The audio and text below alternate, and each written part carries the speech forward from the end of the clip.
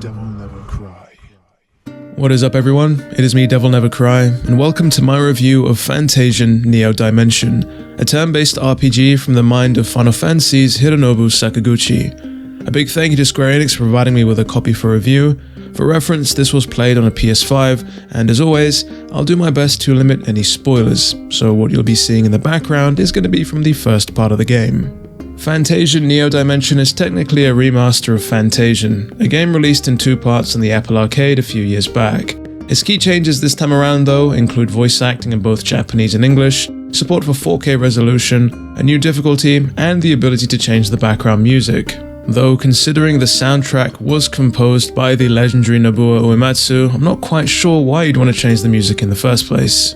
The story begins in medias res, as the game puts you in the shoes of Leo, a young man who awakens in a futuristic dystopian world in the middle of a quest with no recollection of who he is or what he was doing, just the fact that what he was doing was supposed to be important. But before long, you're ripped from that world entirely and into one other realm that seems far more human and vulnerable, with this world in particular suffering from a disease known as Mecteria at the hands of Vam the Malevolent God. And so you set out to not only reclaim your memories, but figure out what exactly the link is between these two worlds.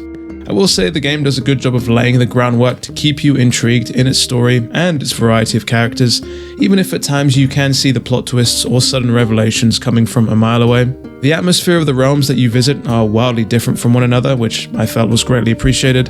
The futuristic landscape really did provide an eerie sense of unease whenever you were traveling through it, with the human world feeling almost sorrowful, as if it had come to terms with the fact that its doom was inevitable. You've probably noticed by now, but this game feels like a great big homage to the Final Fantasies or even RPGs of the PS1 era, particularly with the juxtaposition of its pre-rendered backgrounds and its 3D character models that traipse through them. The visuals for this game I feel are going to be a bit like Marmite, in that you either love them or you hate them. Personally, I think they're a big draw. The backgrounds that you see throughout the game that comprise of its world are actual dioramas that were built and then photographed to be placed in the game, with the game's world overall being created or put together from a stack of over 150 dioramas. A lot of the backgrounds look superb in 4K and add almost a dreamlike, surreal feel to the game as you move from location to location.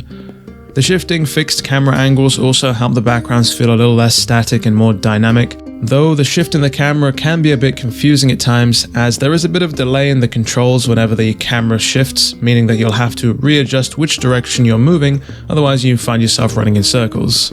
And though it's a minor gripe, there were a few times where the depth of field effect on the environment I felt got a bit out of hand and was either way too blurry or the effect just wasn't feathered right at all.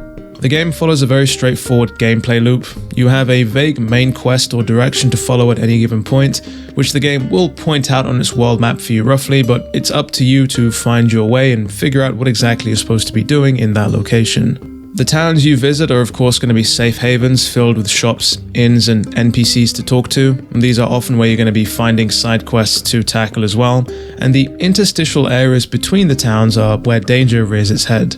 Random encounters should come as no surprise to RPG fans, and the combat is where Fantasian attempts to mix up the classic RPG formula. You'll find yourself controlling a party of up to 3 during combat, and thankfully the game will give you an indicator of turn order. Though this seems like a small thing, it actually really helps you strategize, which you'll definitely need as you get further and further into the game. When it comes to attacking or using skills, the game actually expects you to get involved and aim exactly where the attacks will be. All of the attacks have their own different trajectories which you control. Whether attacks pierce or curve in their path or have an air of effect, it's up to you to dictate how battle plays out, and I found it to be a great way to keep the player engaged. The rest of the combat is your standard RPG fare, elemental weaknesses, buffs and debuffs, things that we've all seen before. I previously mentioned that the original Fantasian was split into 2 parts, with part 2 hosting a plethora of different gameplay additions to help it feel fresh. That lack of cohesion is still felt here, despite the fact that both parts come packaged as one. You'll have access to a few new different mechanics in the second half that aren't available or even hinted at in the first part entirely, which again feels like there's a bit of a lack of cohesion, but others might consider this a plus, as perhaps once you get to that sticking point in the middle where fatigue sets in, you have a bunch of new things to contend with to help keep that experience feeling fresh. Another thing I'd also like to come back to is this game's difficulty. I'd heard that the original had no difficulty options whatsoever and that it was incredibly unforgiving, particularly in the back half of the game.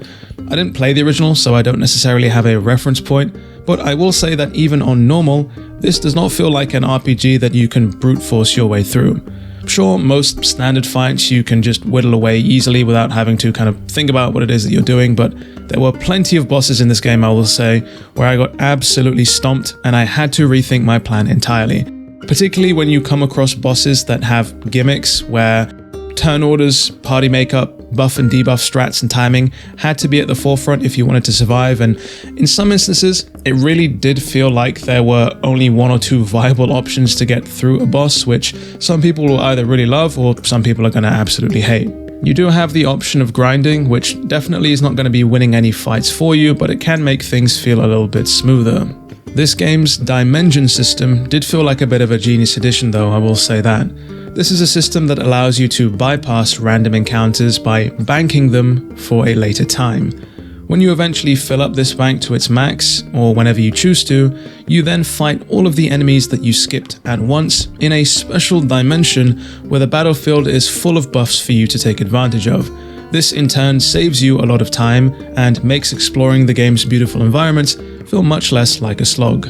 I think one of the worst experiences you can have when playing an RPG is wanting to see what comes next, but not being able to be bothered with the sheer amount of random encounters you'll have to face just to get to where you want to be. And so having this system in place here alleviates all of that entirely. Fantasian Neo Dimension is not a big budget AAA RPG that will blow your socks off, but it makes up for that in the charm of its design, the beauty of its environments, and in the strength of its classic RPG design. If you grew up playing the aforementioned PS1 era RPGs, you'll likely find this to be a more contemporary trip down memory lane. If you're able to look past some of its gripes, like its uninspiring mobile UI, the lack of cohesion and the timing of some of its mechanics, or maybe it's the tropiness of the characters and the story, I think there is definitely a great game at heart here and would recommend it for fans of classic RPGs. And with that, we come to the end of the review. If you enjoyed today's video or found it helpful, then definitely leave a like and consider subscribing, as there are more reviews on the way. With all that said and done, it has been me, DevilNeverCry. I'd like to thank all of you for watching, and as always, I'll see you all next video.